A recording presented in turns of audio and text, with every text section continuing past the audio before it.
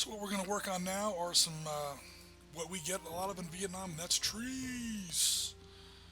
That's one thing you never run out of in Vietnam. Friggin' trees. Alright, so I'm picking two shades of green here on my palette, a foreground color and a background color.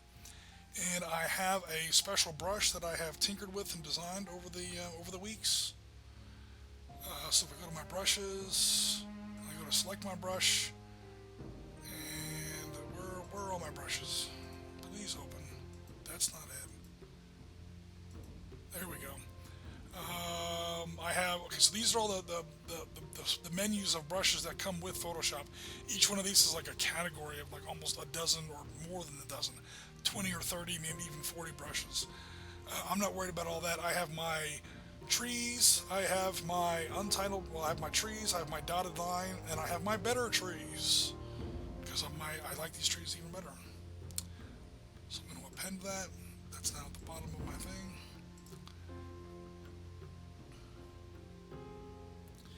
So now I have my home designed, or whatever, my saved selected trees.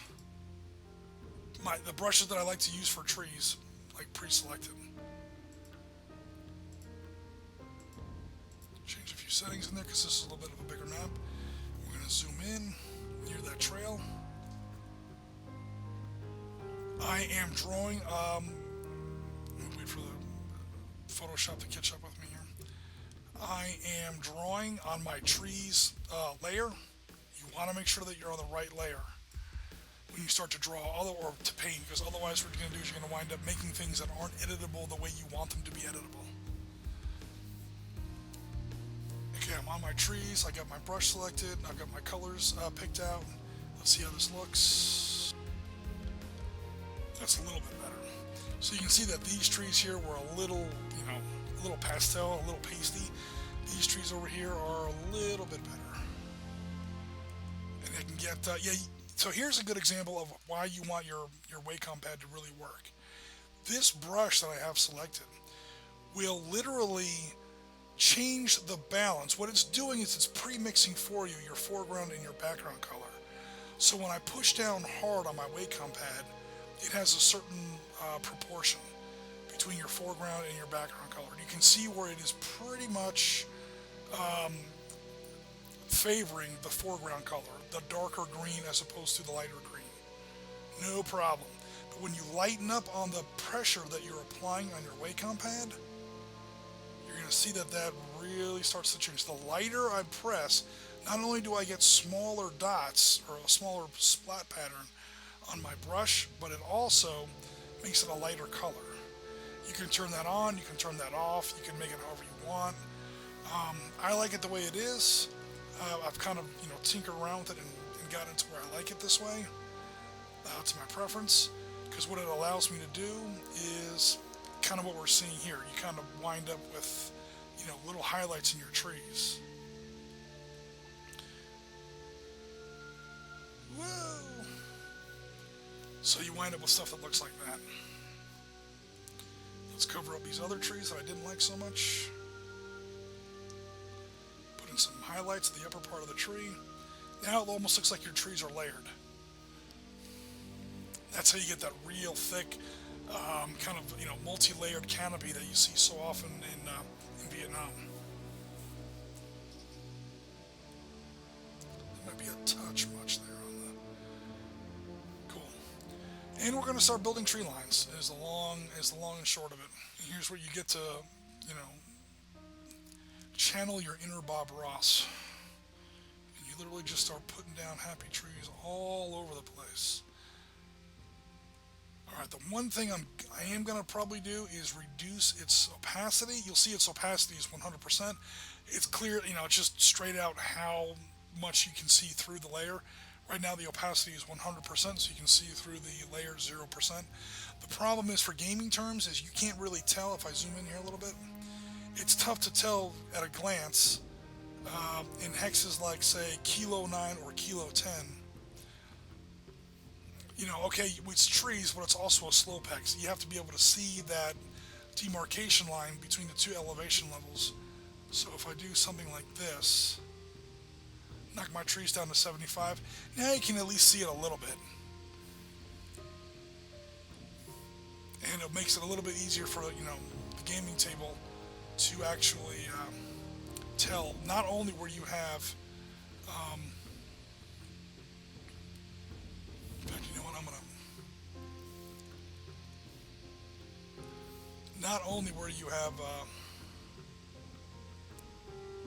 trees and slopes, but where the trees and slopes are in the same place. So I'm going to cheese out a little bit here and just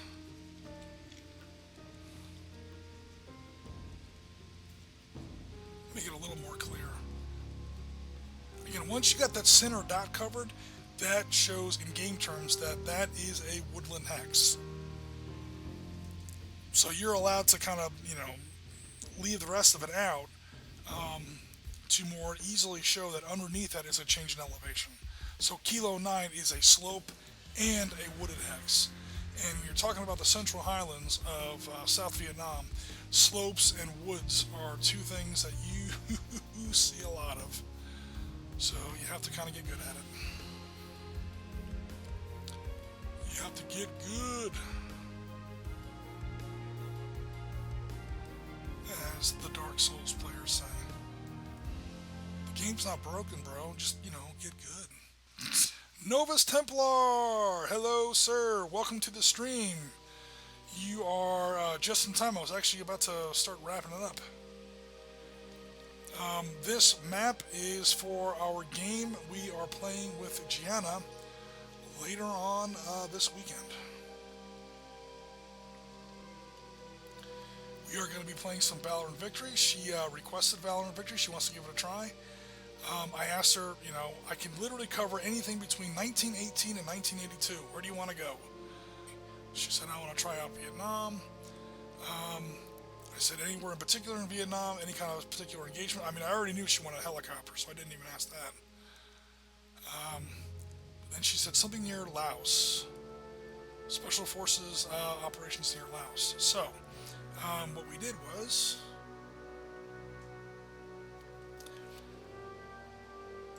created some Special Forces units to use in Valor and Victory. So this, plus a lot of helicopters, we're going to have some fun. We have our Special Forces commanders, named after American Revolutionary War generals, mostly including, or led by, predominantly, Lieutenant Morgan here, who's named after General Morgan, General Daniel Morgan,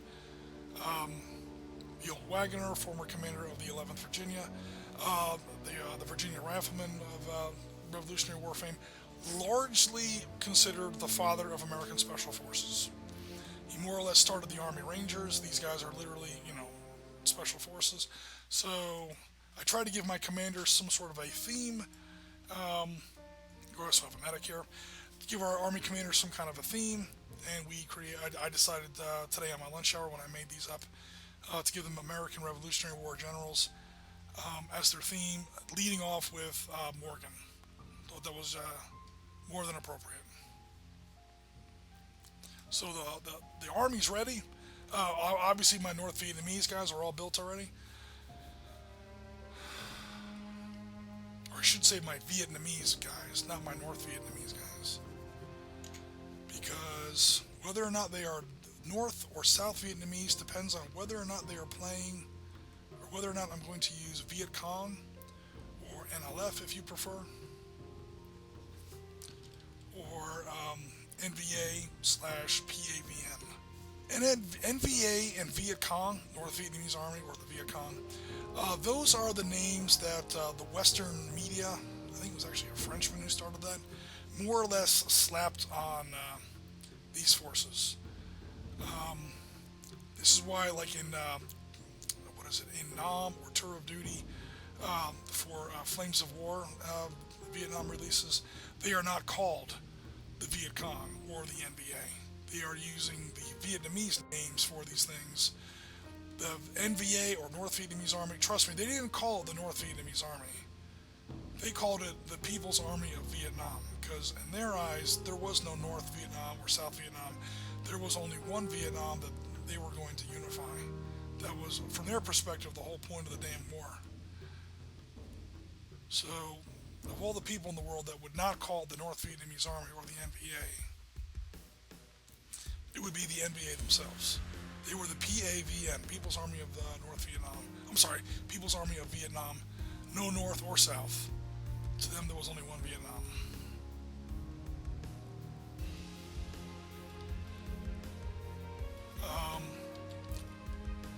They were obviously, however, mostly from North Vietnam, Communist North Vietnam. They were the formal army of what was then North Vietnam, trying to reunify their country. At least that's how they saw it. As opposed to the National Liberation Front, or NLF. These are the guys who we would call the Vietcong. And before that, they were the Viet Minh. This is during the first Indochina War, which is not technically part of the Vietnam War. This is when they were fighting the French. Technically speaking, it's the first and second Indochina's War, or the first and second Indochina Wars. First Indochina War ends with Dien Bien Phu in 1954. The French get knocked out of the box. There's peace for a while. The Americans kind of step in and broker a bit of a settlement, which the North Vietnamese are absolutely not happy with. There's no elections. There's no unification of the country, and before you know it, yep, there's going to be a second war in Indochina, and this time because the Americans have largely sponsored the Saigon government, and the peace deal that sort of settled or supposedly settled, obviously didn't do a very good job, settled the first Indochina War. Now there's going to be a second Indochina War, is what the world, by and large, calls what we tend to label as, quote-unquote, the Vietnam War. The formal name for it is the Second Indochina War. And that's where the Viet Minh, becomes the National Liberation Front and becomes formalized. Some people started calling it the Vietcong, and the name stuck. They certainly never called it that, to my knowledge.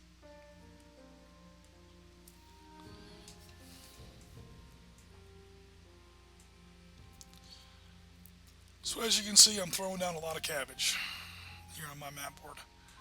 Again, this is the Central Highlands. This is in 3-Corps sector. Movie references, this is where you see movies like Hamburger Hill is probably the most famous movie that takes place in what was known at the time as 3-Corps. Like I was saying before, Novus Templar, if you picture the curve of South Vietnam, this long thin curve, and you kind of split it up in your head into 4 more or less equal-sized zones stacked on top of each other. 4-Corps, or the 4-Corps is in the extreme south, that's the Mekong Delta. Then you have 2-Corps, that's Saigon, Bien Hoa, Long Binh, Tan Son Nhut Airport. This is where the movie Platoon takes place. This is the Iron Triangle, where that movie takes place. This is where almost all of the Vietnamese tunnel complexes are built. This is where you have Hobo Woods. This is where you have the Iron Triangle. This is where you have, like I said, all the main tunnel complexes. This is where these are the biggest battlefields. This is where all the Australians were, in the Phuoc Toi province. This is probably the biggest single battlefield in the Vietnam War. Then you have the 3rd Corps, which is where this is. This is where you have places like Hamburger Hill, the Pleiku Highlands, or the Pleiku province, the Central Highlands, extending out toward Laos, where the Ho Chi Minh Trail kind of empties out into different entry points along the Vietnamese Laotian border. The last sector is I-Corps sector, or 1st Corps sector. This is the northern part. This is the part I usually game in the most because it's Marine Corps. And I have a prejudice for the Marines, obviously, or a bias to play the Marines as often as possible. But this is where most Marine Corps units were. This is Hue City. This is where Full Metal Jacket takes place. Hue City, the DMZ, Khe Sanh, the Rock Pile, Camp Carroll, the Special Forces base at Long Binh. Did I get that right? No, Long Bay, sorry. You have some maps you'll see like in my World War I tables or my Lebanon tables where the trees, like say here in Hex Charlie 3, you'll see trees that kind of go like this.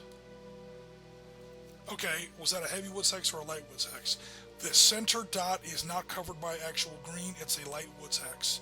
It gives a certain bonus in game terms, but if it's covered up in the central dot, boom, it's now a heavy woods hex, and that has different game effects. But again, this is going to be Gianna's first game of Valor and Victory, and so I'm trying to keep it nice and light. So everything is considered heavy woods. There are no. That one's a little ambiguous. Oops. Now it's really ambiguous. There we go. So yeah, there's going to be no question about different levels of woods, so to speak, different densities of woods. Everything's a heavy woods hex. And guys, seriously, I think that's about it.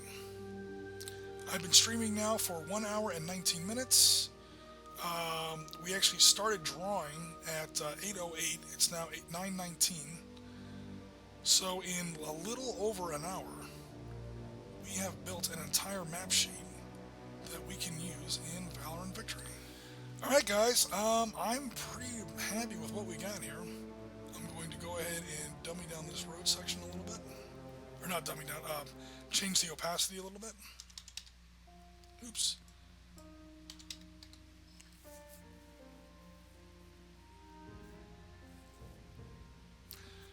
One thing I do want to do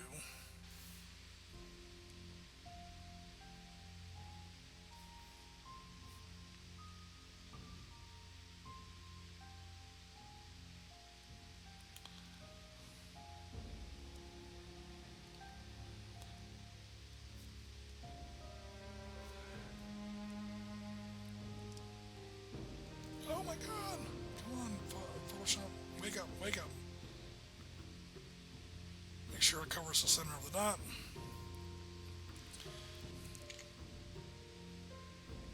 Oh god. I still have my stupid blue color selected. I have blue trees all of a sudden. I don't want that at all. No blue trees, please. Our trees are not that happy. Mr. Bob Ross.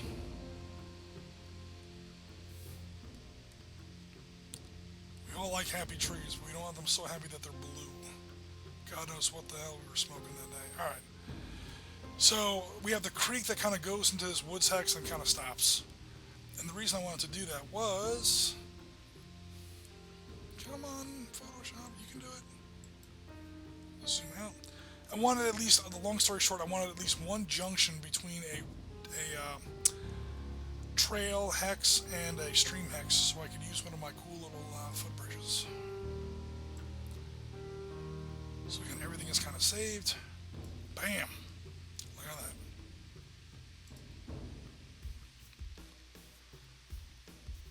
Oh, Photoshop, hurry up.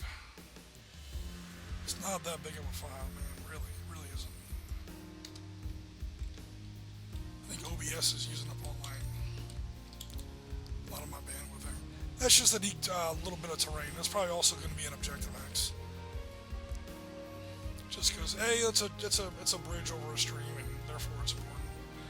Okay, guys, so super fast. That's kind of what we're looking at there for our Central Highlands map. It took about an hour and 15 minutes to draw. We're now pretty much done.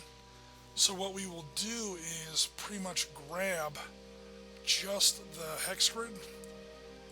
So let me go ahead and save it. Alright. Get exactly the pixels I want, and we're going to crop.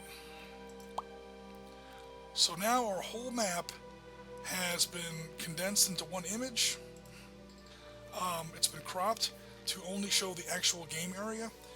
And what do you think, guys? That is our Central Highlands map. So today on my lunch hour, I made that Special Forces Army. That took me about an hour to put all those units together. Obviously, there will be many full squads, many half squads. Probably more than one medic running around. So again, this just gets copy pasted into your Excel file when you're actually running the game. Obviously, all the named commanders are unique. You only get one of those, but that's why I had to make up 6 of them, so you have some to pick from. But these guys just get copy pasted. And today, talking to you guys for about an hour and 50 minutes, we have built a map. So that's the thing about hex and counter gaming. Obviously, miniature gaming is great. Obviously, miniature gaming looks awesome when you have it done and built. But here's the advantage of hex and counter gaming. Today on my lunch hour, I built an army. I built an entire army. And today at home, it's not even really dinner time yet. It's only 9:30 where I'm at. I have now built an entire table. So in one day, without even really breaking a sweat, I built a table and an army. That's not something that you can normally do in a miniature game. This is custom built. This is custom built for the game we're going to have with Gianna on Saturday. And yeah, we're pretty much ready to go. The reason we're ready to go is all of my Vietnamese forces are already built from previous games. So here are all my Australians. We won't be using any of them, but we do have them built. My South Vietnamese army forces here with their lower combat values because they weren't nearly as... we have civilians for when they're running around. Here are my PAVN guys. I went ahead and used the NVA title. NVA full squad, NVA half squad, light machine guns, commanders, anti-tank grenades, heavy machine guns, grenades, RPGs. Well, you guys can see it. These are all the forces all the counters that we use for our North Vietnamese Army forces, or People's Army of Vietnam. That douche. Gianna needs to watch out for that douche. I'm gonna have at least one of those on those are my helicopter busters right there. DSHK, that's a World War II era Soviet heavy machine gun. It's a 50 cal, basically. I got South Vietnamese sappers. Then we get into my American Army units. This is regular American Army. American Army commanders. These guys are all named after characters in Platoon. Military police for our battles in Saigon and sometimes Way City. Again, the Special Forces guys that we made up just today. Some support weapons, and then finally the United States Marine Corps when we're using our Marine Corps forces. Now we're into Vietcong, and they have their own counters and their own combat values, their own special abilities, and so on. And yeah, then the helicopters. Those are actually Australian helicopters. Where are my American Army helicopters? Uh-oh. I promise they're in here somewhere, folks. I just have to find them. Cool. So, yeah, no worries. I'm going to go ahead and shut down Mr. Stream here. Thanks very much for your support, everybody. And again, we will be streaming this table live on Saturday afternoon. We're going to see how Gianna and her special forces do against my North Vietnamese Army guys on this table, and we'll see how that turns out. So hopefully we'll see some of you then. All right, guys, I'm taking off. Thanks very much, and I will speak to some of you hopefully on Saturday. Take care.